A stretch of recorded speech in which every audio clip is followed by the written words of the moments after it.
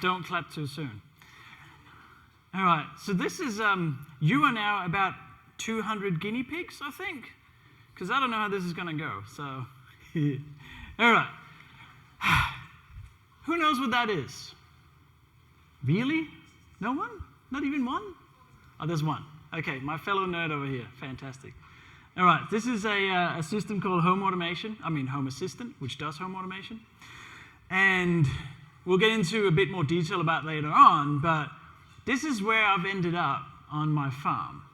Right? So you can probably deduce that those are water tank levels. I have another screen with weather things, of what the wind speed is.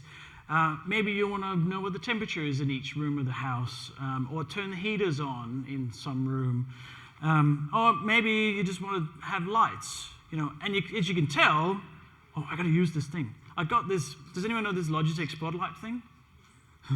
You ready? Ready? This is the best bit. Here you go. Look at that. Isn't that good? Anyway. And that's my talk. Thank you very much. Now, as you can see at the top, there's a whole lot of other tabs as well, right? But I'm not going to bore you with all of that. But Home Assistant is like all-consuming in my life now. No, not quite, but it's getting there. And I want to kind of tell you the story about how I got to this point of enormous amount of home automation things. Because I'll just go back. You can configure all this. I've spent many hours not with my son, but doing this instead, right? So I want to tell you why. So, all right. Oh, I'm going back. We're going forward. There we go. Okay.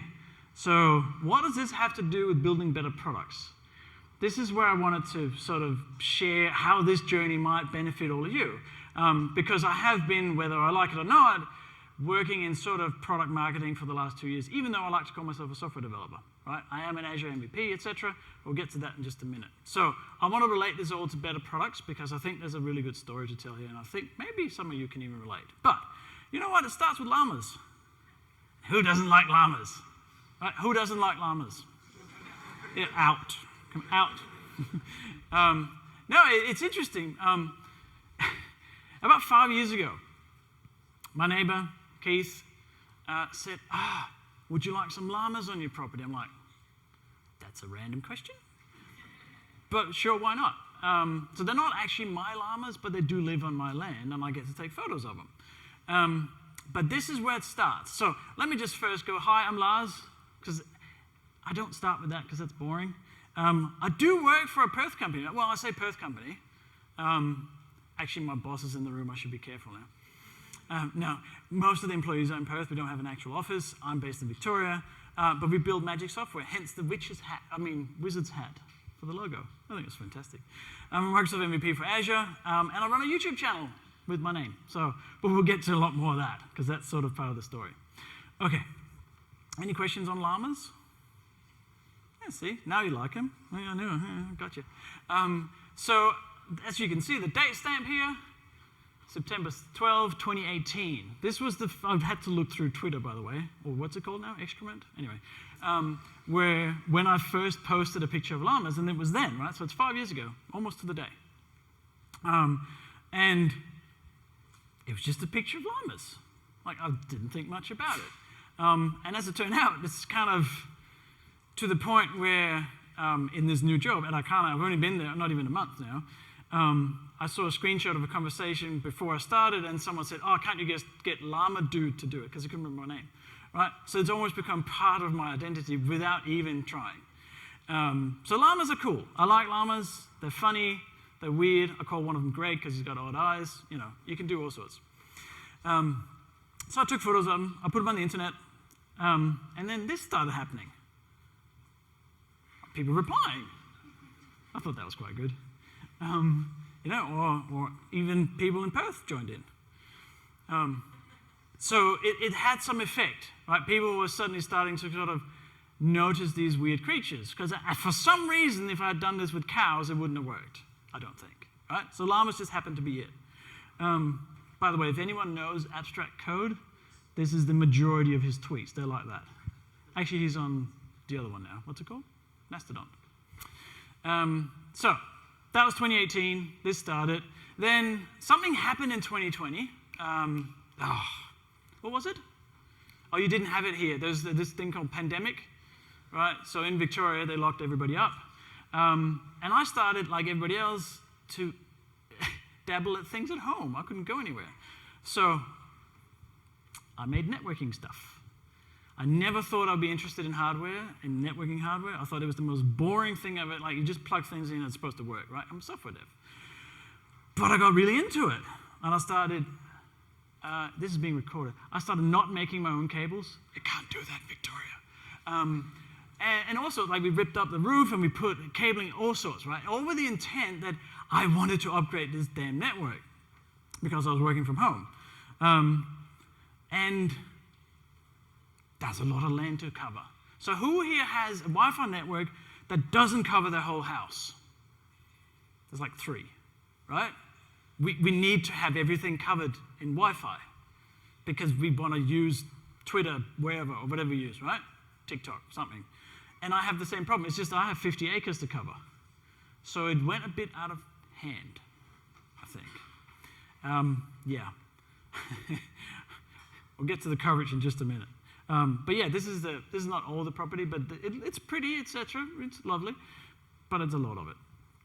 Okay, so we get to the product part of it because I was sort of like, what do I do now? I've had this coverage and there's llamas and it's just sort of in my head the whole time. And this product, as I now call it, sort of revealed itself, right?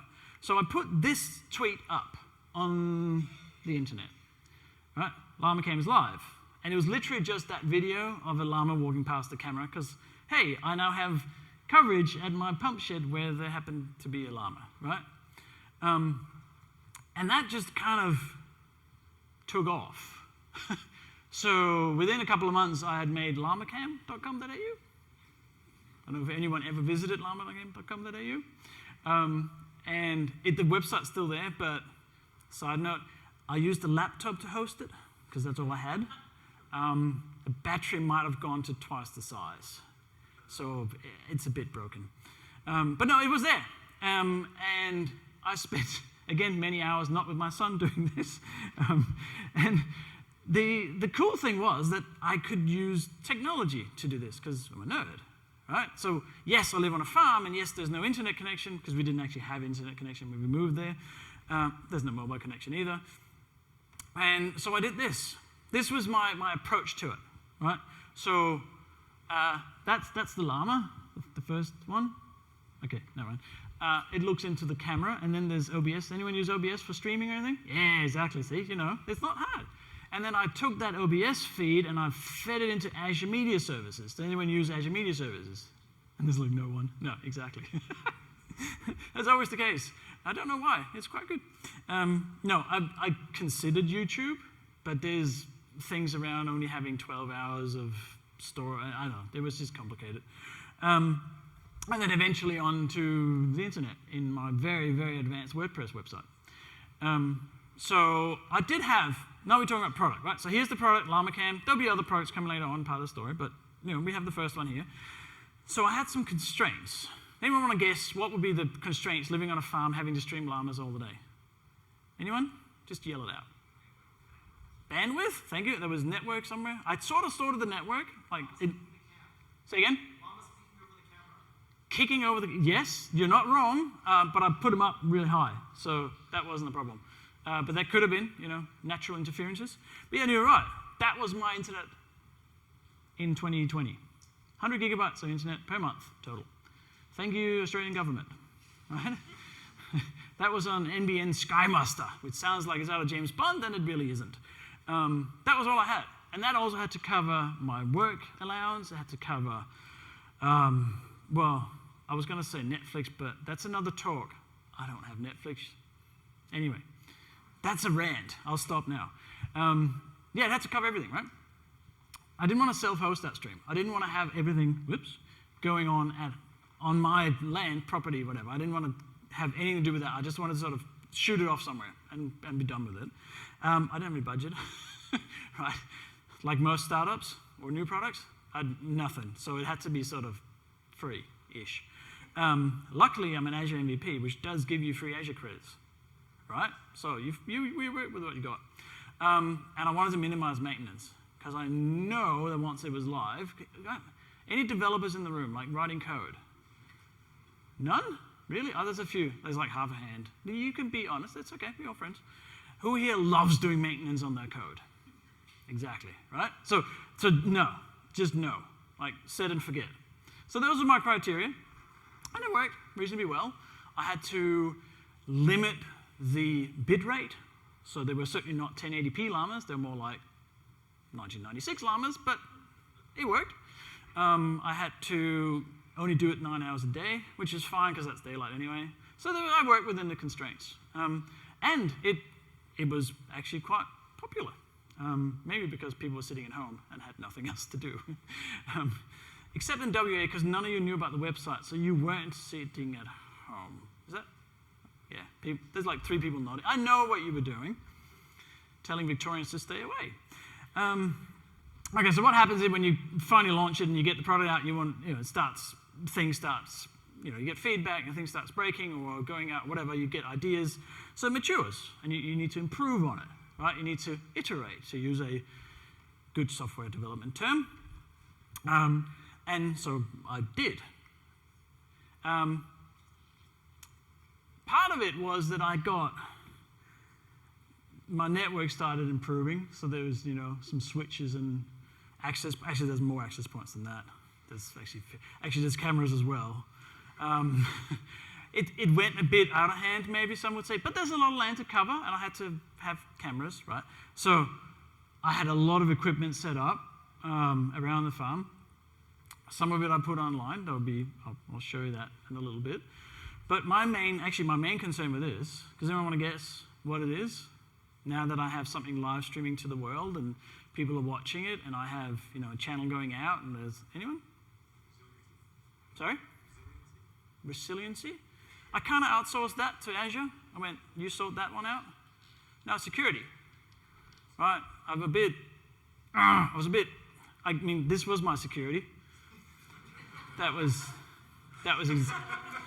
what happened. Like, that's how it worked, right? That was all I had. Because I'm not a network guy, so I had to kind of learn all these things that I never thought I'd need. So I had to learn about VLANs. Anyone don't know what VLANs are? Is that a common thing? Yeah, a few people? Okay, virtual LANs. Had to figure out how they were and separate them and do stuff. Firewalls, which I always thought was just a button in Windows. Turns out it's not. I would have thought. And something like SSIDs. I never considered having multiple SSIDs. Other than my previous network, which was basically like Merlewood, that's the name of the farm, like Merlewood 1, and then there was Merlewood 2 because they didn't connect. Like I had 2 different access points, or 2 different routers rather. But I had to learn about SSIDs and naming networks, which by the way is a great exercise if you have a bit of free time. So I have one network which is the last frontier. I have another network which is Llamas in the fast lane, because that's the 6 gigahertz. Anyway, but the point was that I had some of these devices that I started putting up, which was IoT devices, as we'll get to Home Assistant. I don't trust them, right? Some unknown manufacturer somewhere, usually China, nothing against China, but usually it's from China, and you don't actually know what software it's running. You don't know where the data's going. You're like, I don't need that.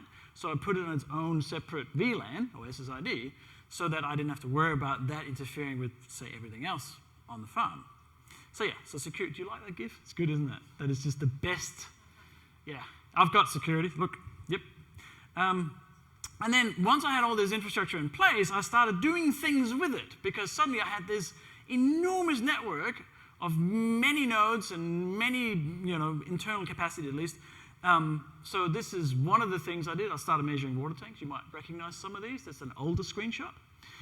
And for the programmers, or at least the cloud programmers, here's some YAML for you. That's how it looks when you start configuring things in Home Assistant.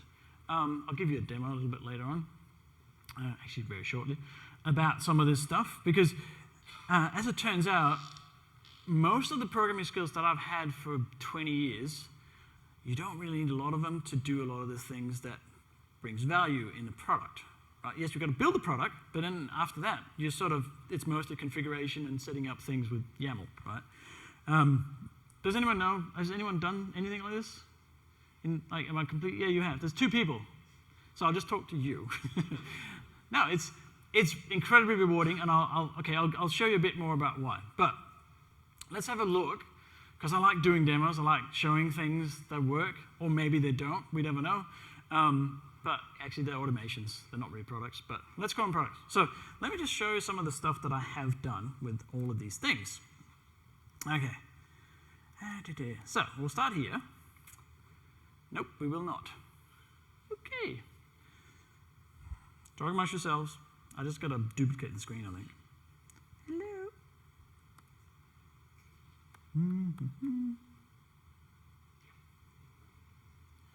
Okay. And then I can open that, and there we go. That works. So this is live. Like this is right now at home. This is Home Assistant. So this, by the way, this is called the dashboard. And this is the reason I use Home Assistant, not that this is necessarily a talk to promote that product, but is an open source community product. It's free to use. I host it on a Raspberry Pi. It took me about half an hour to install, and then it took me about 5 years to figure out. You never stop. But this is the dashboard part of it. This is where you look at things as they are right now. It's not where you configure anything, right? So there's sort of 2 sides to it. And as I said, this has many different tabs on here. You see the weather, it's 14.5 degrees right now. Actually, it's 13.5 because that one's wrong. But again, home automation, jeepers, everything goes wrong. There's temperature sensors again. This is all the same thing you saw at the start. It's just showing you that it's live, right? So we'll start with something simple, right? Which is how I learned this. So if I go into this is something called Node-RED. Does that ring a bell with anyone? A few more people, because that's actually not just Home Assistant. Node-RED is a visualization of flowchart tool that loads slow. There we go. I'm going to get back to that one in a minute. I'm going to start here. So here's things that I've put into Home Assistant. So there's motion sensors, right? And I can probably make this a bit bigger. Let's see.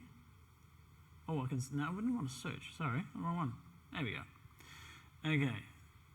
So Fiona's office, there's a motion sensor because she always forgets to turn her heater off. And so when she leaves the office, it'll turn the heater off if she's not there, if there's no motion, right? The same with mine, turn off my office heater. There's also a couple other things. I'm just going to show you the easy ones, and we'll get into the whole. Actually, I have 2 office ones. I should fix that. So here's something to get a little bit more difficult or complex. That one, so here, I've got to use that again. Hang on. There's Fiona's office again, motion. Switches on her water feature. So she has a little water feature, right? And I knew it would be running 24/7. So I have, this is getting really nerdy, stop me if I get boring, a automated Zigbee switch for the power that I can then control remotely. So that if there's no motion, I can turn the water feature off, right? Switch on rather, and then there'll be a 10-minute delay, and I'll switch it off if she's not there. I have other things up here. I have a switch, that one, which decons is the system where the switches come in. It's like a queuing system, and then I can switch on all my lights with just a single button, right? So I do a lot of streaming on various media, and I have a button that turns all the pretty lights on in the background. Right? It's really cool. It's really handy. But you could think of other things that you could do with lights, for example. You could, I think Damien Brady from GitHub, if anyone know him, when he moves his microphone in, like he's getting ready to talk to someone or something, his lights turn on automatically as well. So like it knows, right? So things like that. It's kind of cool. So, but then when you get to a certain point, and this is where the real power is, I'll show you. And there's a reason I'm showing you this, and not so you have to learn this, but I'll get to it, so just bear with me. Water tanks. I live in country Victoria. We don't have town water. It gets hot in summer, just like here. We run out of water. Well, hopefully we don't. That's the point. We don't want to run out of water. So here is my, I do have to zoom out because it's a bit big. right? So here's my system for managing water. And the reason I do this is, yeah, not to run out of water, but there's other reasons as well. So our backup water is a bore pump in the ground. That is 100 meters up the hill. We used to have to go up, look in the tank, like crawl up physically on the tank, look in it and go, oh no, it's not full, or it's full, or whatever the status was. Then go and turn the bore pump on, come back 3 hours later and do the same thing, and maybe come back 3 hours later. And it was just, we were forever walking up the hill. Took an awful lot of time, an awful lot of energy. I'm a nerd, I like sitting at a desk, outdoors things. So I did this. So what this does is that I can go through it, but I won't, is that we have 3 water tanks that are connected. The first one's up the hill, the second one's a bit further down the hill, and the third one's at the house. And these will now fill up automatically. Right, so when the water level goes down a bit, it'll fill up, but only if the one uphill has enough water so that we don't run out in that one, etc., etc. And it also means that we can get alerts on the phone. So over here, we notify Chris, who lives on the property as well, and notify me. And then we know that stuff has happened or not happened. And this has saved us. We ran out of water once. And does anyone want to guess how much a tank of water costs, like a water truck, to fill up 40,000 liters of water? Yes? $5 grand? Not quite. Well, maybe that's WA prices. It's about $1,500 bucks. But we use that in summer in 3 weeks. All right? Or we can. So it's pretty important that we don't run out. So this is part of that. All right, any questions for this? There is a point, another point, I'll get to it. Yes, just yell it out if you want questions. No? Oh, yes, Goose. Any what? You want a llama sensor? No. Actually, you're not. I'll get to that. And just because the world we live in, yes, that is the AI part of my talk, but we're getting to that. All right, so there's a lot that you can do with Home Assistant, but this is all configured this way, and there's many other ways that you can configure it. It's an absolute rabbit hole, and you'll never be finished with it. And as soon as you go to things working, this thing over here breaks. That's just the nature of it, right? But it saves me an enormous amount of time and money, and that is the main reason I do it. It's kind of fun as well, and being a nerd, I love logic, right? So figuring out if it works or not. All right, so how much time? What time? We got 25 minutes left or something? Sweet. Oh, we're good. All right. Let me just make sure that was. Okay. Yep, we'll continue. I might get back to another demo. Actually, I will in a second. Right. Demos. So, what defines a successful return on investment for this? So this is very specific to me, but the point is that if you don't know where you're headed with whatever product you're making, at least have some idea of it, like why are you doing it? All right, so yes, we've done the first bit of it. I've created llama-cam, or I've created Home Assistant, whatever it is that your project is, but you kind of have to have an idea of where's the next step you think it's going to go. It's probably going to change, but if you don't have an idea, like you have to sort of define your future vision of things, right? So I have some things that are imperative for me when I do home automation projects, right? So I have some automation criteria which I will not waver from. The first one, actually, does anyone want to volunteer what these could be? Because there's one I think as developers or as nerds we find it should be very obvious, but maybe not. Just yell them out if you can. Low support cost. I like that one. I didn't actually have that on there, but that's good, really good. I'm going to add that next time I do the talk. Thank you. And I'll take credit. What was the other one? See? Developer brain. If you have to do it more than twice, absolutely automate the crap out of it. Yeah. Yes. I don't think I put it in those words, but yes. My first thing is the parent test. All right? If I do something and my mum can't turn on the lights, it's not going to work. I've failed. Right? Everything has to work exactly as it was 60 years ago, whenever this thing was invented.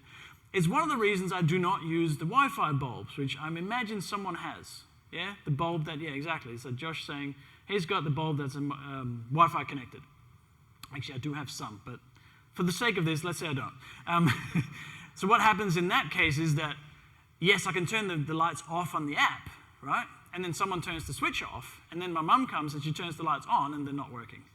Because you've got to get the app to turn the lights on again, but then if you turn them off, you can't get to them via the Wi-Fi. It's just a mess, right? It fails that immediately. And I still have 40 of them in a box before I realized this was the problem that I've now taken out. So the parent test, super important for me. It's also sometimes known as the WAF, the wife acceptance factor. And then I was taught that it's not always the wife, so I called it the parent test. But no, it's important, right? Some people don't like it or don't want to know about it. They just want to make the damn thing work, which I think is fair. Offline capabilities. I thought this one might have been an obvious one. Now, I'm not quite there yet. But what happens when you turn the damn thing off? Do things still work? Right? What happens if Home Assistant cracks it, which it has twice, because I'm an idiot? That is easy to test, very hard to fix, right? But it's a massive part of it. And again, as part of the product in this case, I need to know what these criteria are, because otherwise, how am I going to make sure that the product is as good as it can be? Right? So that is super important for me. And then the third one, which I've already said quite a few times, is that it has to save time and money, right? Pretty much, I think there's two exceptions. Pretty much everything I have automated or put up saves time or saves money, without exception. So the water example saves both time and money, but something like switching off lights automatically saves time. I don't have to think about it. It also saves money, but that's minuscule, you could argue. Heaters, obviously, saves, especially in Victoria, because of the heat. We heat cardboard houses, essentially, right? So it's pretty important to turn them off. But those are the three criteria specifically for my home automation stuff. But then there was a fourth one, which developed itself after a while, and which I now put into most of the projects, to be honest, and that is the community. So I've always been part of the development community. I've always been part of giving something back, like I'm here now, talking to you.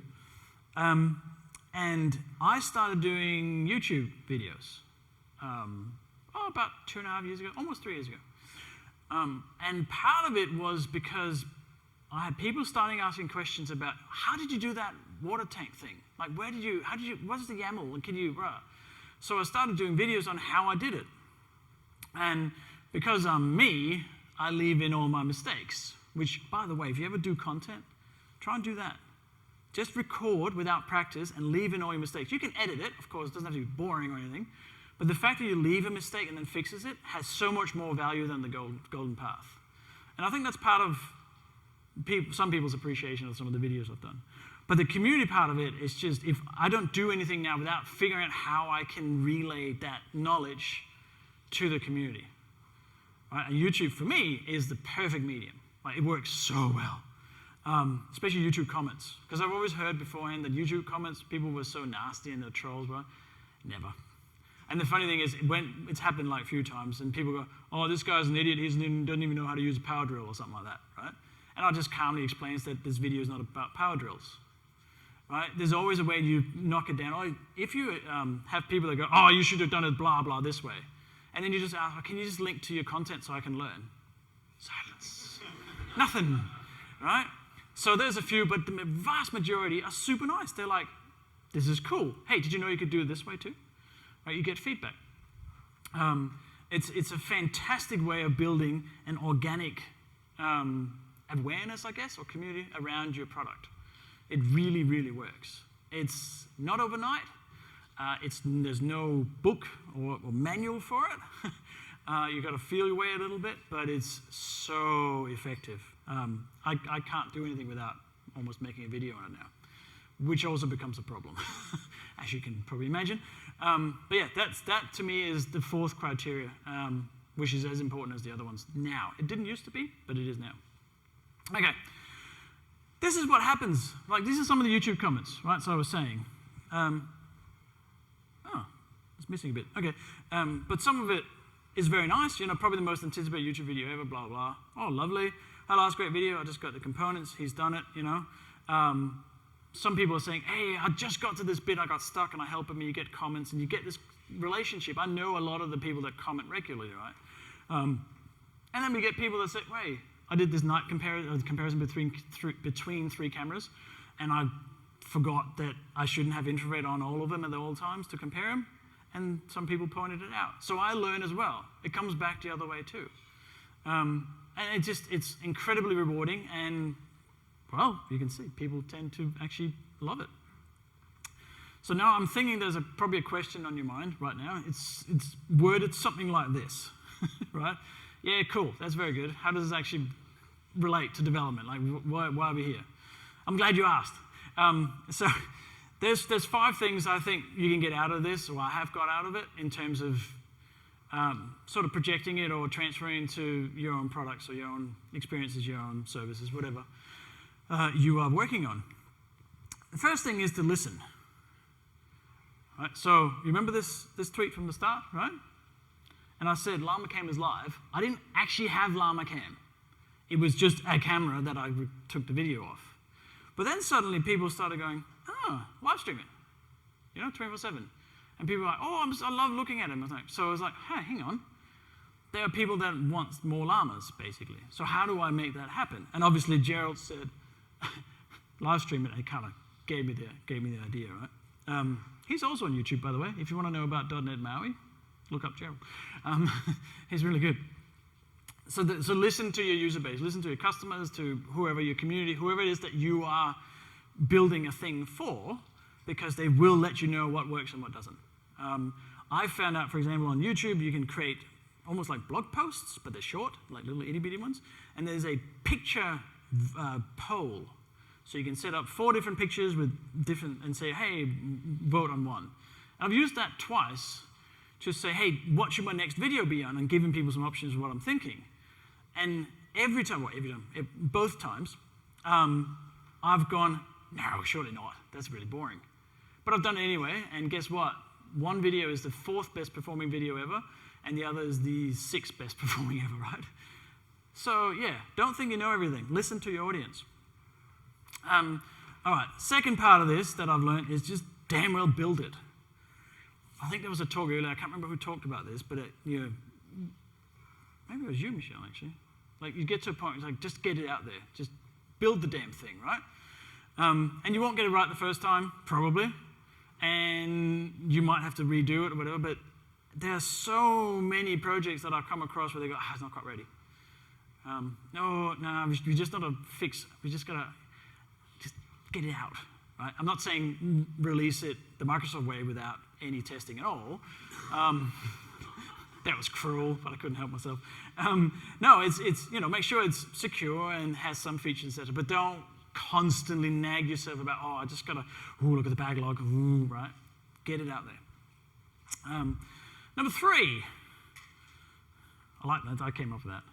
Like that. Refine, reiterate, reuse. So going back to llama-cam as an example, this never happened. I should preface. I never actually got around to doing this, but because I was listening to people, I was trying to refine it and come up with what the next thing would be. And people wanted a way to feed the llamas. I don't know, was there anyone in here that actually commented that? There was more than one person. But people were like, it'd be so good, can we donate to like Save the Llama or something and then feed the llama? I'm thinking I'm going to get really fat llamas. But also I was trying to, like, what Rube Goldberg machine could I possibly create to make this happen?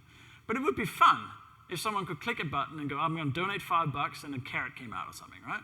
Like, that would be hilarious. I never actually did it. But that's the refinement of it. Now, the one thing, and I'll give you an example or demo in just a second, that was a real problem, is that I had at the time 4 cameras.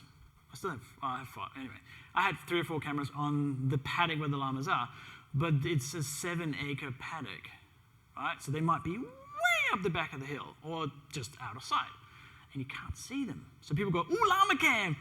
It's grass cam, right? And it's kind of disappointing. So I thought, how do I notify people that there are llamas on llama cam so they click on the thing to go and watch them, right? Because I thought that would be a fun exercise to do. As a nerd, it's like, ooh, how do I actually do that? And I got halfway. And I'll show you. I'll show you the halfway so far, because it's kind of cool. And I am an Azure MVP, so this is on Azure. Okay, let's see. So this is custom vision. I'll make it a bit bigger. Does anyone know? Has anyone used custom vision? Yeah, I know you have. Stop it. Anyone? No? Okay, so custom vision is a really simple way of doing machine learning without doing machine learning. That's the key. You don't have to know anything about machine learning as such. You have to know a few terms, whatever, but there's no coding, there's no Python, there's no Jupyter notebooks. So I created this project in Custom Vision, which is part of Azure. This is just sort of a dashboardy way of doing it.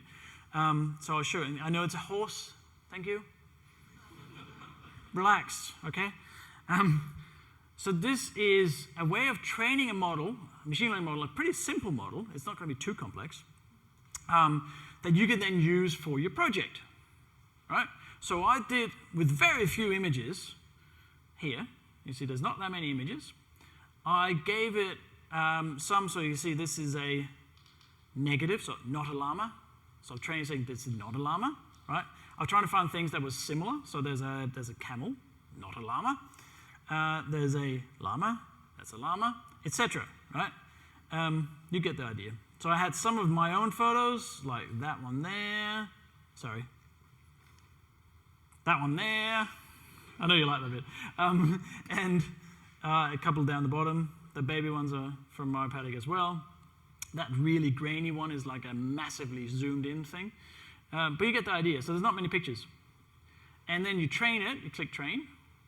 And then you say quick training, advanced training. And there's a few terms, again, you need to understand. And then you pay a bit to Azure, or there's a free tier, and then it trains a model for you. So then you can do a quick test. Actually, let's just try and here, llama, and we'll see what we get. So I'm Googling with Bing, just saying. Okay, which one should we try? Pick one, row and column. 3, that one. Okay, so all I do, I just need to get the URL for that image. And then we can go back and we can do a quick test. So I just enter the image URL. There's the picture, and then it does the whole model thing. There you go. 99.9% sure that's a llama. All right? Pretty good. The only thing it doesn't do is know what an alpaca is compared to a llama, because they're so similar in photos, not in real life. Like llamas carry knives and stuff. So ask me how I know. So this is really, really neat. I was going to do this so that I would know when there's a llama. The problem I had was the bandwidth thing. I didn't want to live stream to a model on Azure to do that for every frame. That would be silly. So I was going to do like every minute, every 5 minutes, just take a snapshot and upload it, sort of thing. Turns out you can actually download these models and use them locally, so I could do it on my local machine as well. And then the last bit I didn't figure out was how did I actually notify the web. I never did that bit. It's still on the books, but I would have to make a video on it. So that is cognitive services, and it's part of the refine, reiterate, reuse, right? I'm just refining bits I already had. Someone said, oh, it'd be cool if we could feed them. All right, how do I do that? Someone said, there's no llamas. I'm like, oh, yeah, you're right. There's never any llamas when you're looking. How do we fix that? Because some days they're always in front of the camera, some days they're not at all. They're not pets, I don't control them. So that was my solution for that. So again, cloud services, nerdiness, will fix a real world problem, right? Oh, come on. All right, any questions on cognitive services? Because that was like the 2-minute elevator pitch. No? It's not AWS, Goose, I know, I'm sorry. A lot of comments, but I take comments as well. I'd take any intelligent heckling is allowed. It's all good. All right, well, we'll go back to this then. So, whoop. There's the eating llama. I thought that was a kangaroo at first, but no, it's a llama. And here's the problem, right? That's what it looks like most of the time. There's nothing there. Right, it's a bit boring. So that's number 3. Reuse what you can. Because, we probably know this as software developers, but this really comes to mind when you have to do it yourself on your own kind of project. And then, of course, and this probably an obvious one, but I like to say it anyway, is that provide some damn value, right? There are many apps I could name that, to me, has no intrinsic value whatsoever, yet we still doom scroll on them. Yeah, you know which ones I mean. Right, so in every video I do, and I think all of these included, I try and tell a story. I shouldn't say try, I tell a story. And 5 stories, I tell 5 stories. And every one of these videos has a story that hopefully will sort of say, well, this relates to you. Here's why I'm doing it, and you probably have this similar problem. Or if you don't, like skip the video, right? Make it obvious. But it's so important to provide that value up front. When I used to freelance, when I talked to a new client, the first thing I did was give him some value right up front, going, hey, did you know you can just use this and save $1,000 or whatever it might be, right? Don't hold it back to they engaged you and paid you invoice. Just give them up front. Because what happens is when you give the value straight up front and sort of go, hey, this is really cool, you should use it, is that then people sort of go, I got something out of that. I might watch the rest, I might watch another one, or I might use the product, I might figure out what all the other features do. Right? That's why a lot of products will have a free tier that does a lot of things. Right? And they make you should hopefully enjoy all those things, and then because marketing, they go, oh, here's a feature you don't have access to, right? We all know that system, but provide some value. I do see it a lot where people have some project and it's just like there's no value in it for anyone. It's just like, oh, I just want to learn Python. Yeah, now you might not even have learned Python. You spent your time on something that has no value. I mean, what's the point? And then, of course, one of the main things in this is the community, right? And so I have YouTube comments on, and as your subscriber base grows, you get a lot of comments, right? Some videos have 200 comments, and I try and reply to all of them. And I try and reply with value, like I just said, to all of them. So it's important to me that I treat everybody like I meet them for the first time. Because people do not read through 200 comments. They just ask their question or their comment, right?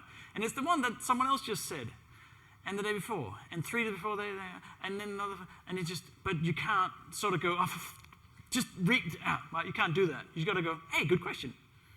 And when you do that, you actually build up more positivity in the whole community because everybody feels value, whether it's the 5 years ago you made the video or it's 5 days. It doesn't matter. So you've got to treat people like you just met them. And then, of course, there's the audience, right? The community, the audience of whatever product you have. So I'm just using YouTube as an example, but it might be something else. You might have a Stack Overflow account, or whatever it might be. But they will be your biggest salespeople, right? And you don't have to pay them. So people on my YouTube channel say, hey, you know what? That video is really good. I'm going to recommend it to my friend. Or I use it and say, hey, there's a video on this that you might want to use, and then they share that. Like, the fact that your community is behind you because you are encouraging them to be positive and be part of it means that they also then become your advocates. Right? And I think a lot of companies often forget that. They don't understand, because you can't measure it. It is not measurable in any tangible way. There's lots of people that go, oh yeah, well, you can measure it with, and then there's some tool, right? Because Twitter has a metric somewhere. But no, you can't. The whole idea of a community is that it's very difficult to measure, but you get the vibe of it, I guess, right? Right, we have 2 minutes, something? I'm over time, I think. I'm going to go for an hour then. So takeaways for this. I've kind of already gone through it, but it's who has a hobby project that they do? Hopefully a lot of people. Doesn't matter what it is. It could be mowing your neighbor's lawn, whatever. But if you have some idea and some passion about it, there's no reason you can't transfer that passion into what you do for a career. It shouldn't be mutually exclusive. Right? It certainly hasn't been for me. Sometimes to the point where I don't know if I'm working or not, and that's a problem sometimes. I shouldn't say that when my boss is here. Hey?